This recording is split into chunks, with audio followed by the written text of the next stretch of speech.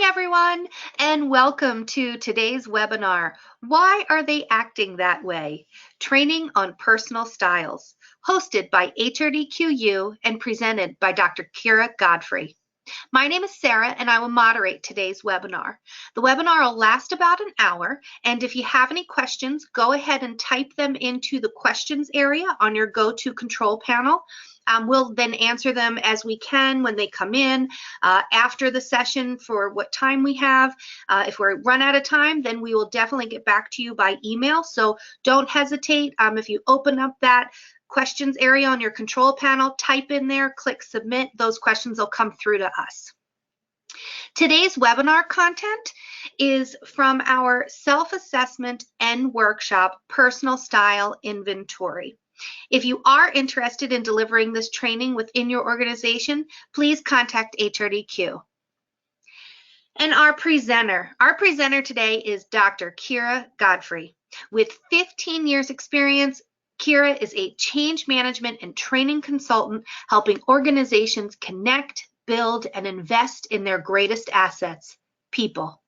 Whether re-engineering business processes, implementing a new information system, or augmenting staff, taking care of people is critical to success.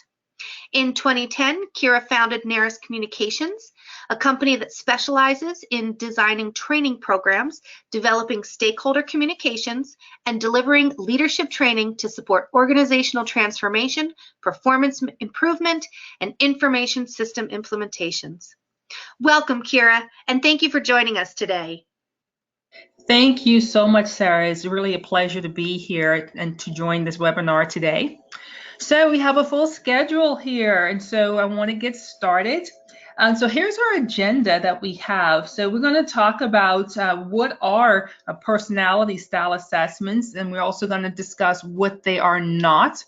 And then we're also going to talk about why use a personality style assessment. We're going to talk about the 4 dimensions of the Jungian theory, For this session, I do ask that you please have a piece of paper and pen handy. You will need it to keep track of each of the traits as we move along.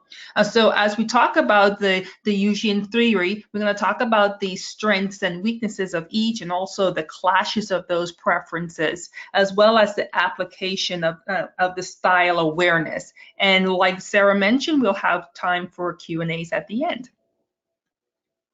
And so let's get started here. So the personality style inventory of PSI, as we'll talk about it today, it was developed by HRDQ to provide you with some simple insights into your preferences for using your mind, your will, and your emotions. So these preferences produce a personal style that characterizes your most frequently used pattern of thinking as well as behaving. So your thoughts are linked to your behavior. And I'm sure many of you have heard motivational speakers say, if you want to change your life, change your thoughts, change the way you think. So this statement is true. Your individual preferences are inborn and then they are developed by your life experiences. So the words personality style and behavioral styles can be interchangeable. The personality styles assessment also assesses your strengths and your weaknesses. This is not from a performance point of view, but rather it's from a personality perspective. For example, it assesses your ability to collaborate or to listen attentively, to be patient in times of high stress. So overall, your personality style is all about assessing how you show up in the world. So now let's talk about what the personality style assessment does not assess. So the personality style assessment does not assess your traits, a distinguishing characteristic about your personal nature, whether it's good or bad. It does not assess your ability, what you can accomplish, or your skills, how well you do a particular task. It also does not assess your character or your ability to do what's right. And also, it does not assess your competence, which is your ability to comprehend and perform a particular in a particular job area. So now let's move on. Why use one? As trainers, as a trainer, I use personality style inventories and assessments as I train, and I find it to be very helpful. So I would say that using these styles is especially true if you work in large groups or if you train over multiple days. That's when I find them to be most helpful, especially when I'm teaching sales classes or leadership classes or any of those related courses. So it is important to understand when to use these. And so individuals learn about themselves using these type of personality style assessments. They also raises their self-esteem. Often the self-knowledge can free us to try new ways of being and doing, or it allows us to accept ourselves and others more fully. Also, personality style assessments, they also help enable constructive use of individual differences. So by learning how to deal or cope with others, we may choose to adjust our behavior to be more accommodating and collaborative in a group setting. Also, it enables, improves communication, it enables better and effective communication. Our communication with others can become more honest and effective as we gain a better understanding of ourselves and others. Also, it leads to effective conflict management in many situations. It is important to realize that we are all of the various groups I'm going to show you in the personality style inventory. So it allows us to see things from another perspective. Also, it provides insights for how to influence others effectively. As we learn how to approach and work with others who may think differently than we do. Also, using these personality style inventory is great for professional development. As we move and work with people in different environments and different levels of the company, the better we will be, and we will also be open to new opportunities as well. So all of these things are critical when conducting leadership training, project management, basically anything involving training people to interact with colleagues and stakeholders. A personality style inventory will be most beneficial to the work that you do. So here's a picture of Carl Jung. We talked about the Jungian theory, and so this is his theory. So in this, I'm going to share with you to first describe this theory that was conducted by Carl Jung, and this was in 1921 in a book called Psychological Types. And there was about 6 volumes of work that he's done, and his collection was called is a 6th volume of his collected work. So Jung developed these categories from decades of observations with his clients in his clinical practice as a psychoanalyst. He also found evidence that these preferences in history, in politics, in literature, music, art, and all the world around him, in every culture he studied, he saw these preferences that I'm going to talk to you about. So many, if not all, of the behavioral assessments that exist today were developed based on Carl Jung's research. All right, let's get started. So what are the 4 pairs of traits? The personality style assessment measures your relative preference in 4 pairs of traits that relates to perceiving, which is the types of information to which you pay attention. So, and judging is how you make decisions. So it's the two major areas where you're perceiving, how you, again, how you perceive the different types of information, what do you pay attention to, and also judging, how do you make decisions. So those terms are going to come up a lot as we continue our conversation. So the differences in the way people prefer to perceive and to make judgments about their perceptions lead to differences in behavior or personal style. So people have preferences about where they choose to exercise their perception and judgment. Some people are outer world oriented. They are referred to as extroverts. Others are inner world oriented, and they're referred to as introverts. Perceiving refers to the way in which people become aware of things, of people, occurrences, and ideas. So there are two ways of perceiving. One is through sensing, and the other one is through intuition. Judging refers to the way in which people come to conclusions about what they have perceived. So there are two ways of judging. So it's either by thinking or by feeling. And finally, people prefer one mental process to another. Some people favor the perceiving process, others favor the judging process. So the following preferences are present to some degree in all people. It is the extremes that are described here as we go through. The strength of the preference is indicated by your score on the PSI. So that strength will determine how closely the following descriptions will fit your own personality. Okay, so let's continue and it'll all become clear, a little bit clearer. All right, let's first talk about how to orient yourself, how do you orient yourself in the world? So because the words extroversion and introversion are used often in everyday language, it is used to separate Jung's meaning from the common use. So let's talk about this a little bit more. Let's take a little poll and let's see how you describe yourself.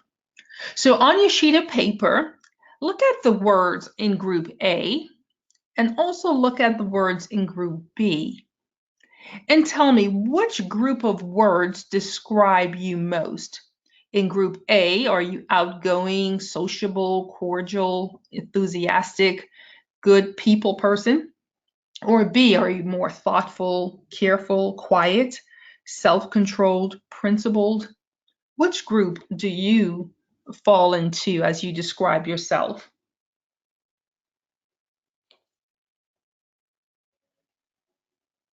Okay.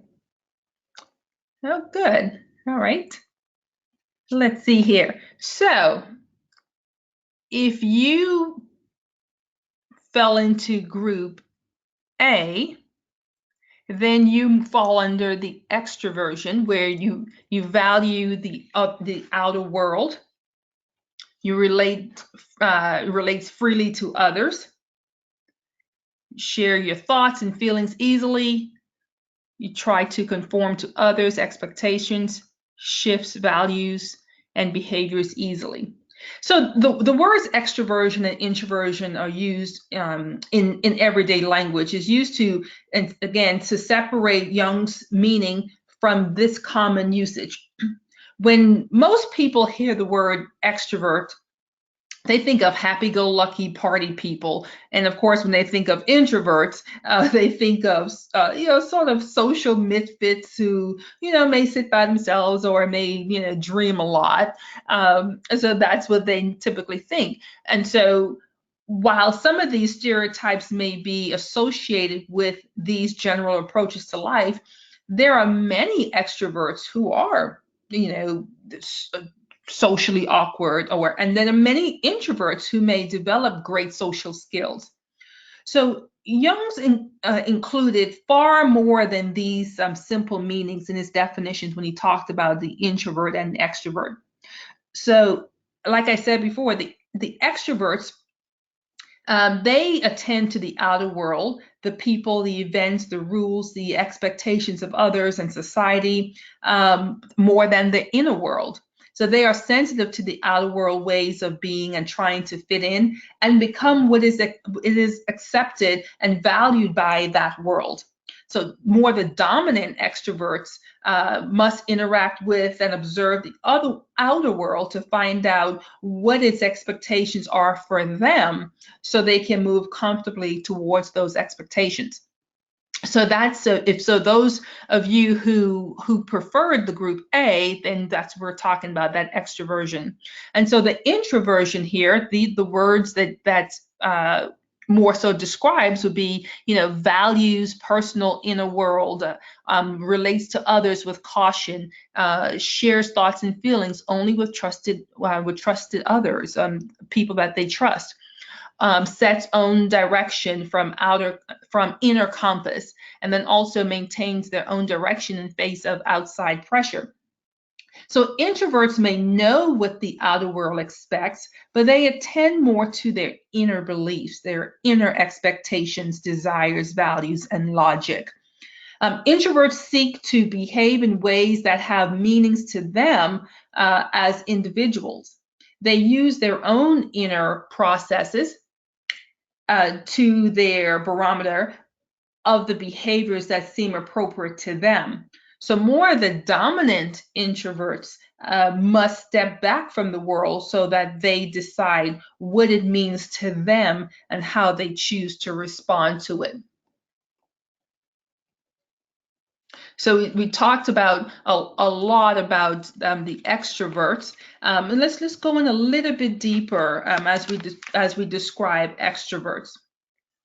And you see here some of the strengths of being the extrovert is understanding what the external world wants, also interacting with others, using group consensus to solve problems, and going along with group decisions. Extroverts are very good at this. And some weaknesses of extroverts may be making independent decisions and sticking to them, and that's a weakness, or getting tasks done alone.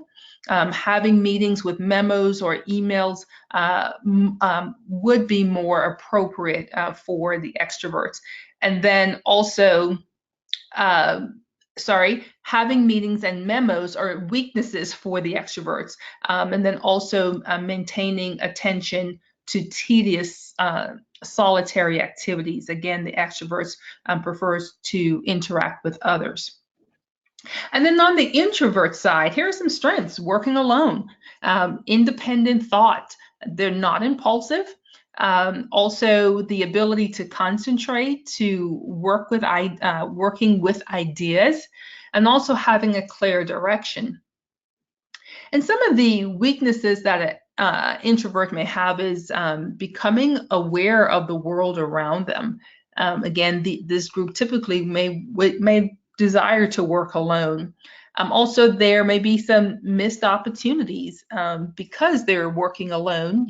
The weakness can be that there could be some missed opportunities. Also, not making the critical input that may influence decisions, mainly because either they're not at the meeting, or at the meeting they may not be speaking up. And then also not establishing context for ideas so others may relate and accept more easily. Being able to set the context of how it relates to the external world. Sometimes the introvert may not do that very well. All right. So let's talk about how an extrovert or an introvert may show up in times of conflict. So although our culture has placed a premium on extroversion, there is nothing inherently negative or positive about either orientation. However, this is another area in which our differences may serve as the basis for conflict or misunderstanding. So in a time of conflict, it's important to recognize the differences and learn how to work with each other, especially considering some of the things we just talked about, some of the strengths and weaknesses.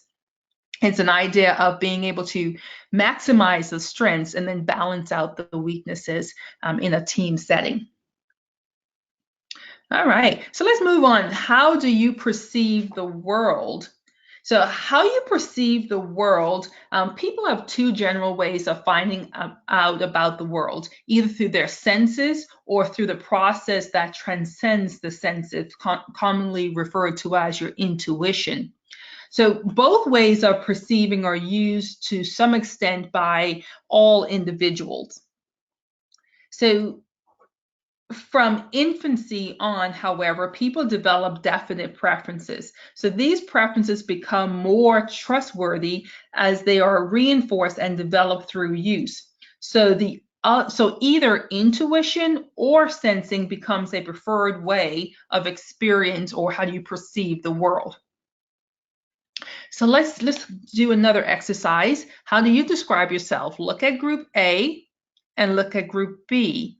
And tell me, do you identify more with group A or group B? Group A is exact, realistic, sensible, conservative, precise, whereas group B is original, creative, visionary, insightful, or theoretical. Which group describes you?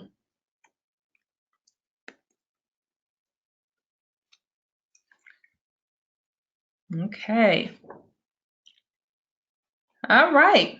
So if you choose group A, then you fall under the sensing group, and if you chose group B, you fall under the intuitive group, intuition or intuiting.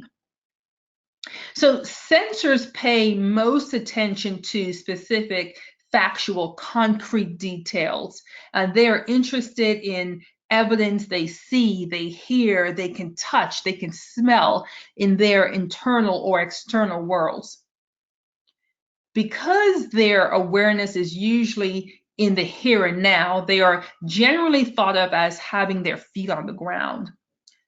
They can be trusted to record events accurately and are able to recall the use of this information with great skill.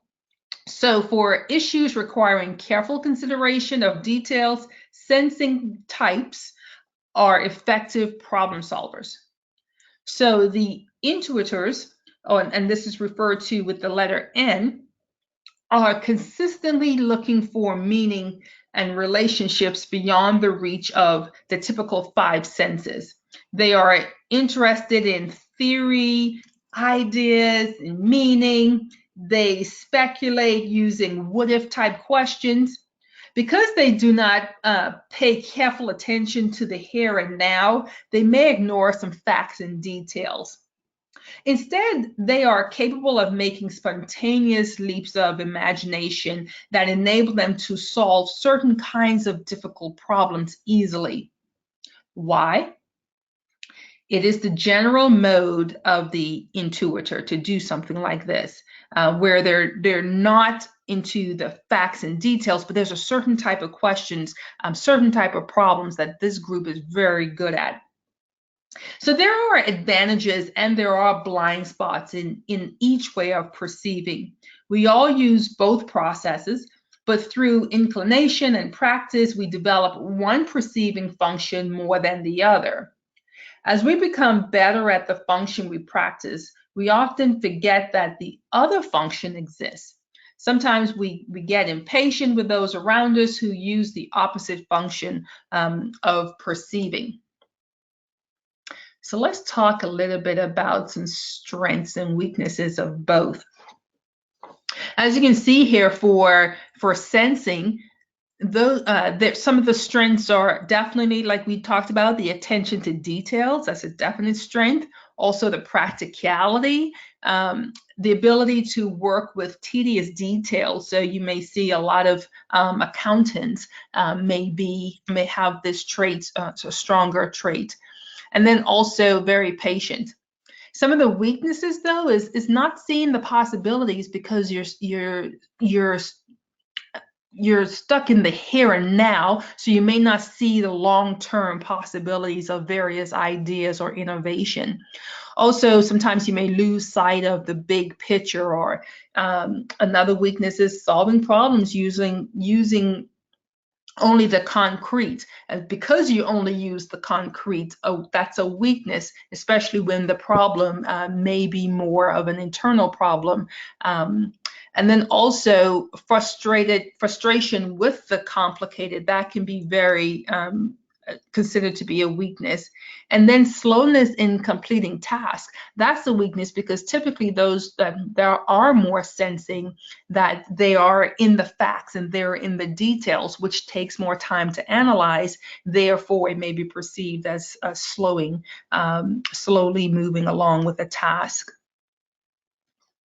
And then for those who prefer or have a trait of intuiting, the strengths are seeing possibilities, also working out new ideas, again, new innovation, problem solving. And again, there's certain types of problems, especially when the problem may be, hey, we need a new innovative way of solving, some type of, maybe an environmental problem.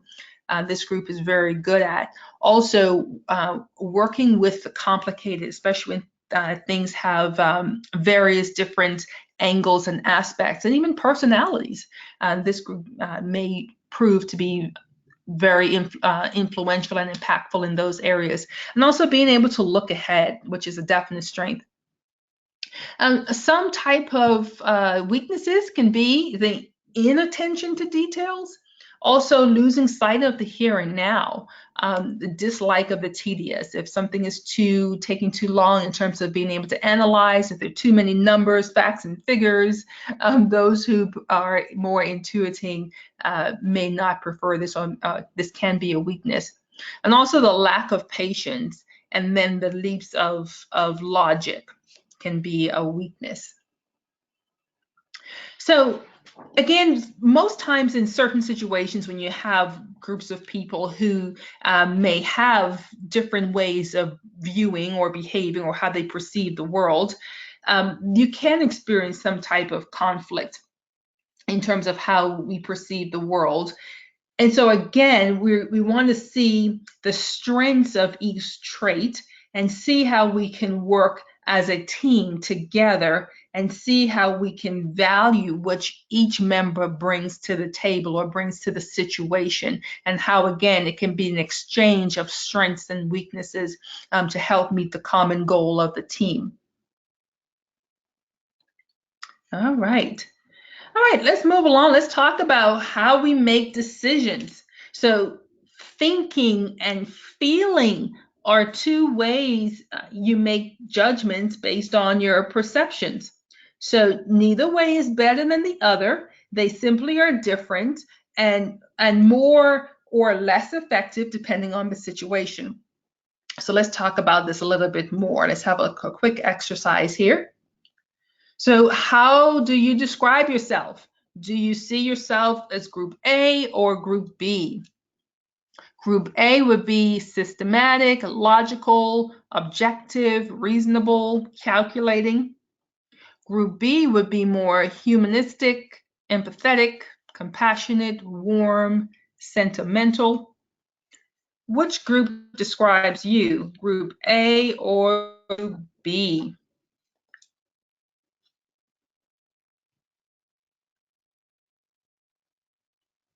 Give you a minute just to jot it down there. All right, let's see. So you are group A, if you're the thinking group, and then group B, you prefer more the feeling.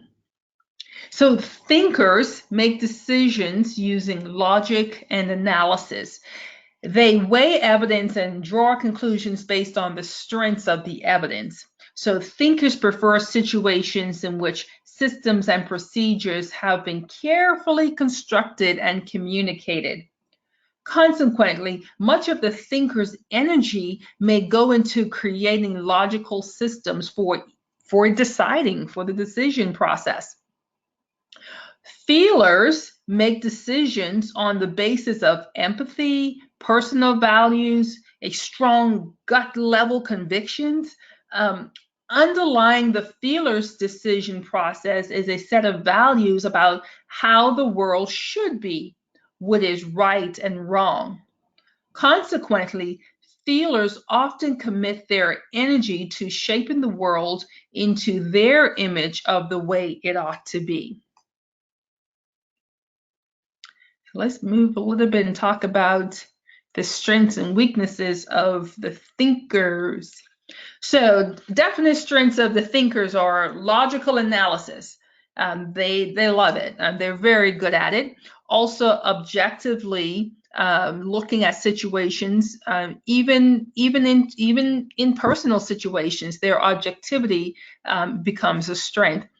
Also, they tend to be organized and also have the ability to think critically, and then also standing firm.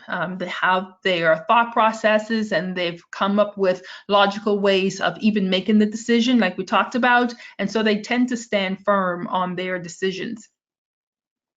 So the weaknesses can be simply not noticing people's feelings in the process. Understanding others' values and their importance. And then the lack of interest and conciliation may also be a weakness. And then this group may not express their feelings in certain situations. And also a lack of interest in persuading or motivating others, which is a definite weakness, or can be a weakness.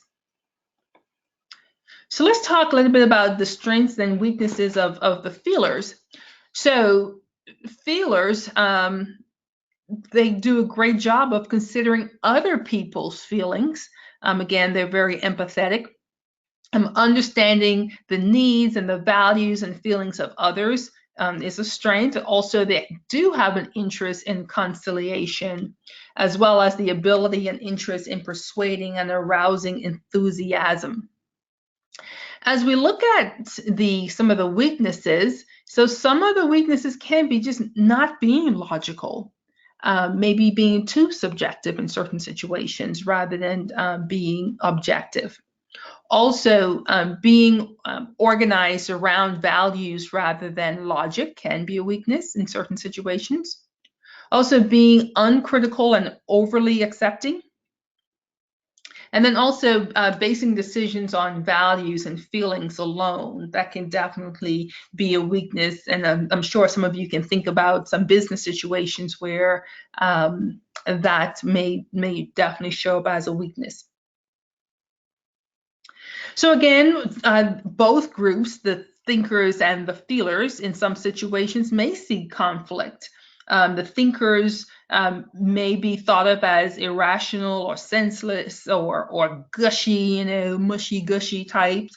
The feelers may think that the thinkers are unfeeling or impersonal or more stoic. So each group have ideas of what they think, or stereotypes really of what they think the other person is.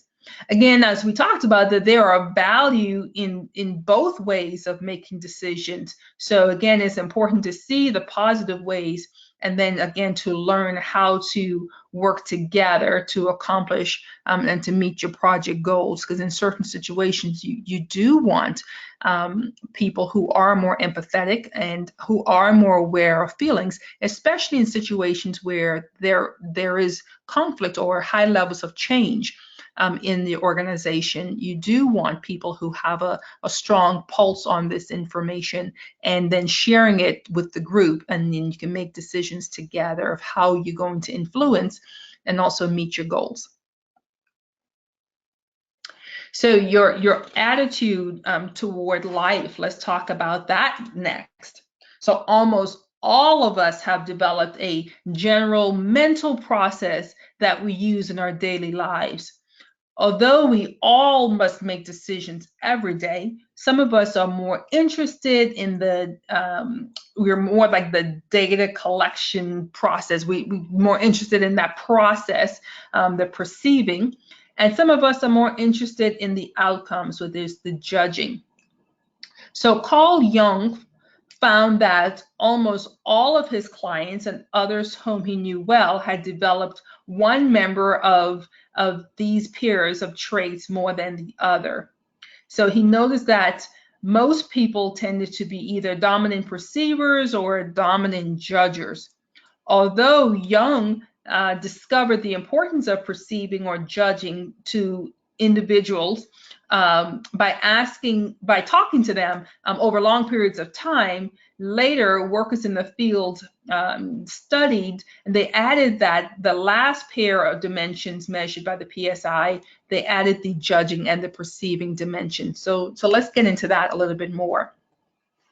So group A, let's see how you describe yourself. Group A would be if you consider yourself to be firm, decisive, self-assured, planned, determined. Group B, if you consider yourself to be flexible, adaptive, open-minded, tolerant, compromising. How do you describe yourself? So on the same sheet of paper that we've been using, do you describe yourself as group A or group B?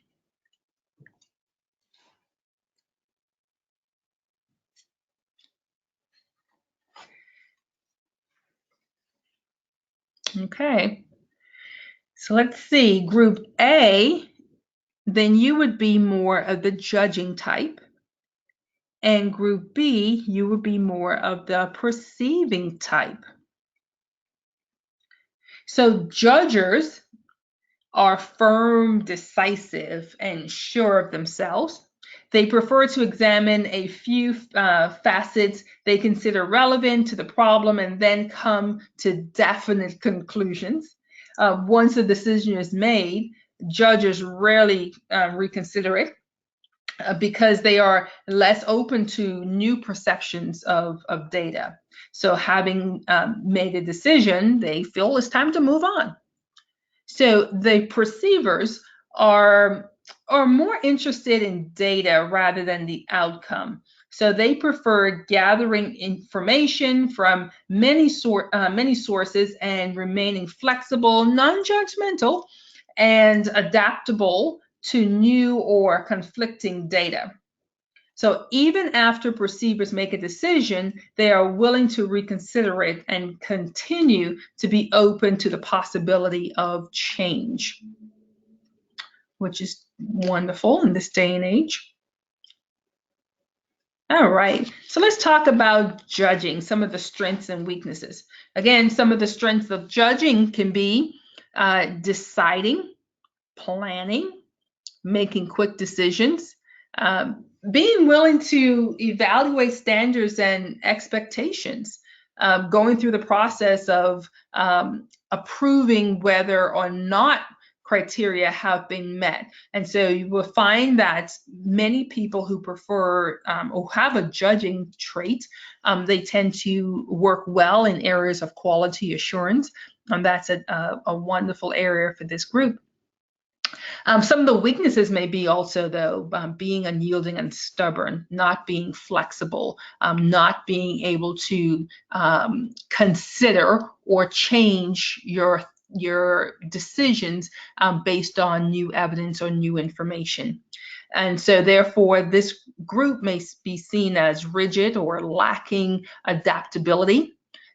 Making decisions with insufficient information. Sometimes all the information is not there. But the decision has been made. Weakness can also be dismissing others' concerns, also being controlled by the task or the plan, again, and the timeline, and not being willing to really take a moment and consider feelings or consider new information. And then also unwilling to reconsider in the face of new data, definite weakness. And on the perceiving side, some of the strengths are seeing all sides of the issues. That's definitely a strength. Flexibility and adaptability, definite strengths. deciding based on all available data, and then not being judgmental about that process of reaching a decision. And then compromising the task and plans for the good of all. And that's definitely a strength of perceivers. And then some of the weakness here, being indecisive because you're waiting for a lot of information, not being able to make decisions quickly, not planning. Also, a weakness can be having circumstances make the decision for them because you're not making a decision, so therefore the situation makes a decision for you. And it can be just because time expired and a decision had to be made. So the inability to make quick, firm decisions, definitely, like I said, a weakness.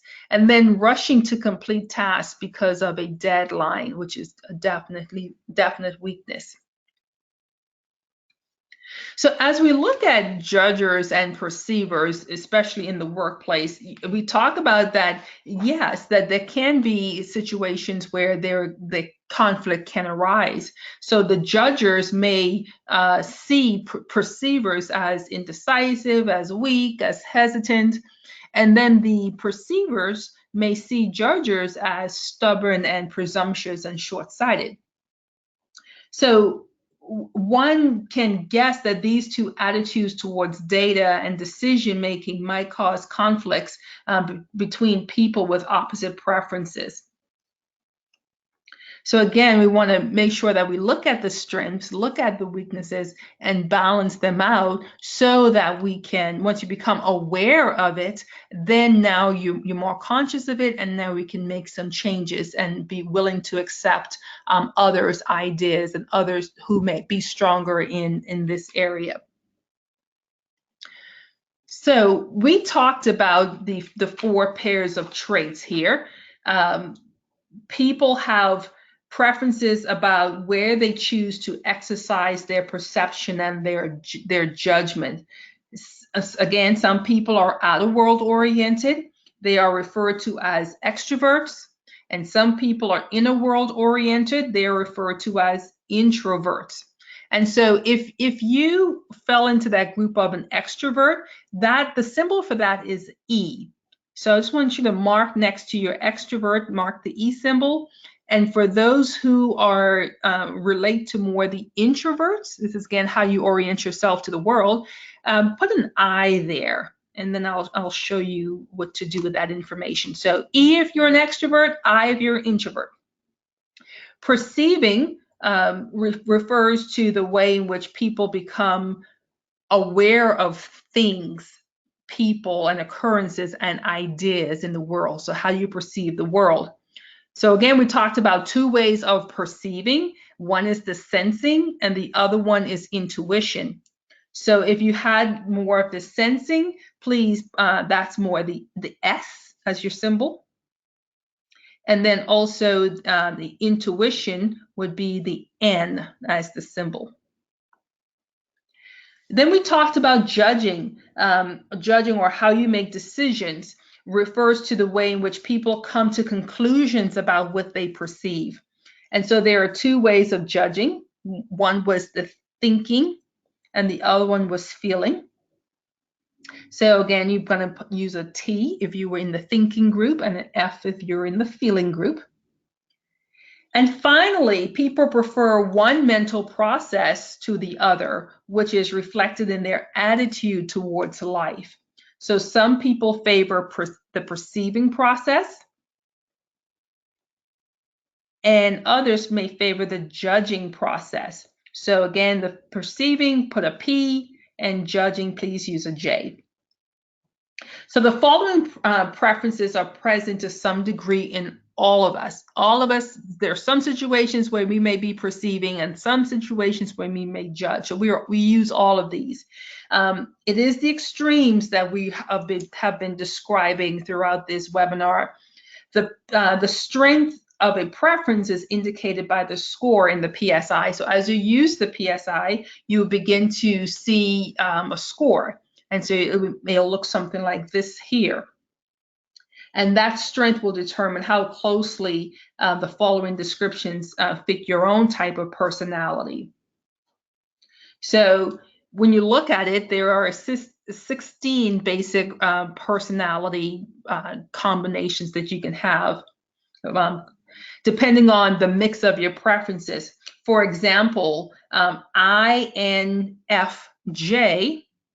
would be the personality style for an individual whose preferences are introversion, intuition, feeling, and judging. So notice that you have some degree of strength in each of the 8 preferences. And your personality style is composed of all 4 preferences, so it's 1 from each pair.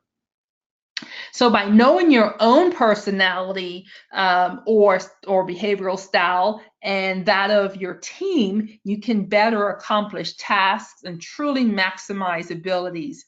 The key is having a diverse personality style on your team and being able to meet the needs of the people that's on your team and understanding the common goal.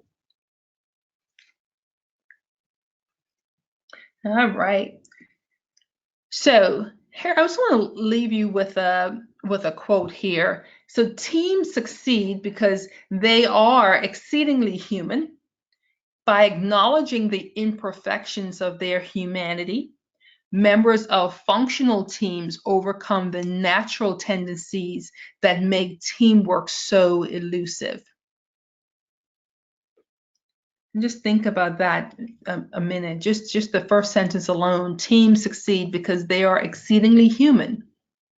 I know we're living in a world of AI, and as that become more artificial intelligence, and as it become more relevant in our world, there will always be a need for the human aspect of being able to show empathy, of being able to perceive and to judge, being able to look at certain situations and looking at data, but yet being aware and understanding of the situations where, hey, some empathy may be needed and how we perceive that type of information. So as we look at the information here and as we look at the personality style inventory, there are many applications for how you may use this information. A strength carried to excess becomes a blind spot that can hurt your performance. It can result in bad decisions and lose the contributions others that could make to make the situation better. So if you have overdeveloped one attitude or dimension in the virtual exclusion of the opposite, then you may find yourself unbalanced. And so being able to balance your teams and seeing strengths and the personality styles in your individuals and in your teams, even in a couple setting, can be very beneficial. So there are several coaching applications for the personality style assessments, ranging from all the work that you may do as trainers and coaches.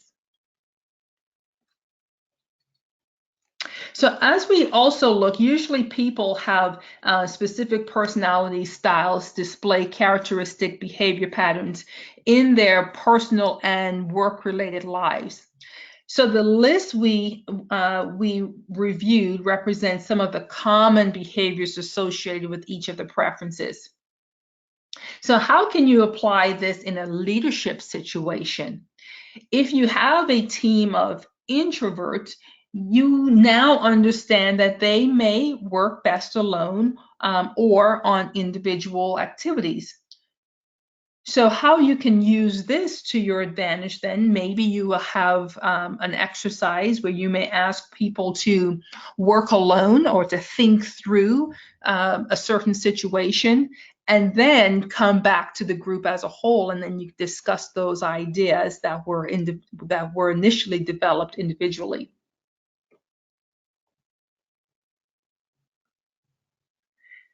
So I want to leave you with another quote. It says, "It's easy to get good players.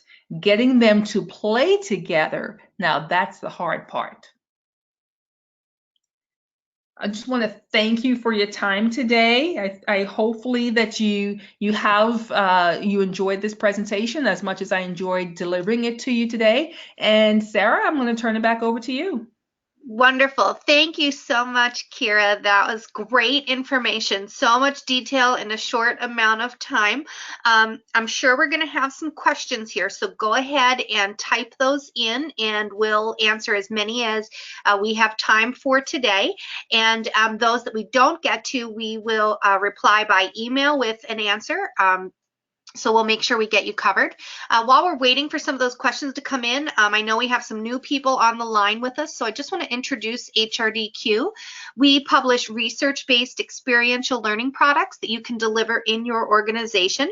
So check out our online or print self-assessments. They are structured for classroom training as well as virtual training. They work in both contexts. And so like the personal style inventory, the foundation of today's webinar, we also have up out of your seat games. We have a game that does feature the Jungian theory, so that can work for you as well in relation to this topic today. And we have some reproducible workshops that you can customize. Another service that some aren't as familiar with HRDQ is we do have expert trainers like Keera who can come on site and deliver training for you. They also provide it virtually, and they can train the trainer for you as well. So if you need some help with some training services, definitely look to HRDQ as well. Okay, so we do have questions that are coming in, so go ahead and keep sending those in, and but we're going to go ahead and get started here. So our first question is from Mira. She asks, what if you are a mixture of extrovert and introvert? That's a really good question, and that can occur. It doesn't happen often, but that does occur, and it's perfectly okay because it really simply means that you're balanced in your preferences. But it also can depend on the situation that we may show up as an extrovert, and in some situations we may show up as an introvert. So as you're answering the questions and as you're using this personality style assessment, ask your audience to really think about a certain event, or you ask them to think about, hey, in a work setting, group A or group B, which best describes you? Because sometimes we may think about it from a work perspective, and then you're like, oh, well, but when I'm at home, I do this, or when I'm among my friends, I do this. And so, we show up as these all the time. We can be either extrovert or introvert, but it depends on the situation. So when we're conducting the style assessment, I just encourage you to give your audience a setting or parameters in which how do they show up either in work or in a personal environment or setting. Very good question. Mm-hmm. Yeah, that's the other thing I find with that too is sometimes a stress level. I know I tend to be extroverted, but if I am in a high stress situation or a high it's something really out of my element, that I can sort of come across a little bit introverted. And I think it's just, I'm processing more. Exactly. So stress can impact that. Yeah, good. Thanks, Sarah. Our next question is from Joanne. What is the difference between the PSI and the MBTI?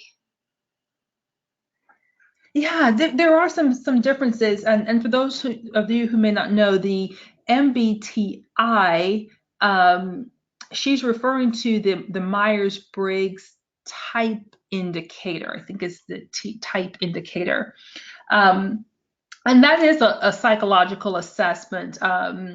But that one is restricted for use by certified professionals, and there are many questions in that assessment. I think there's well over 90 questions. Whereas the personality style inventory, it's an online and a paper, and there are also a paper assessment that is quick and is easy to use. And like again, it's offered by HRDQ, and certification is not required. But when you look at it itself, the difference is in how the questions are approached. So one of the differences is the MBTI asks respondents how they behave, whereas the PSI asks respondents, well, what do they prefer to do? So it's the subtle phrasing that allows a deeper examination of themselves. So for the responses, the MBTI uses like forced choice, where it has to be a yes or it has to be a no. And then the PSI, it gives like a scalable response from a 0 to 5. It's like a Likert scale, and you can respond based on 0 to 5 on how much you prefer a particular option. So, but we do this because this allows for more accuracy in how respondents, how your audience may depict themselves. And so, and another area that's a difference is in the question forms. The MBTI uses like a one-word choices, like logical or emotional, to choose yes or no, whereas the PSI, like I said, it talks about, like a question would be, I prefer drawing conclusions based on unemotional logic and careful step-by-step analysis.